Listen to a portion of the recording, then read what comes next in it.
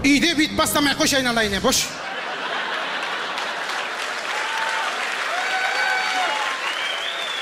Қайырлы күні, құрметті әке, құрметті ана.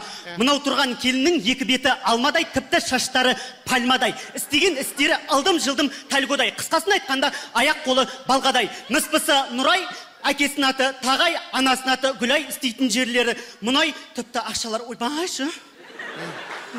Қыз қалай былай? Бет ашарда бетін ашып қалған кезде түрі боққамасын, бабай. Әкесі Аралбай?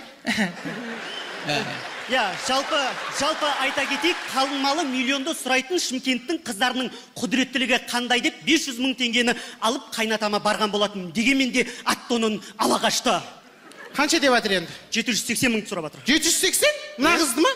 Дәл осы қызды Бақтиярдың үйінде 450-ден көрдім ғой мен, айналайын.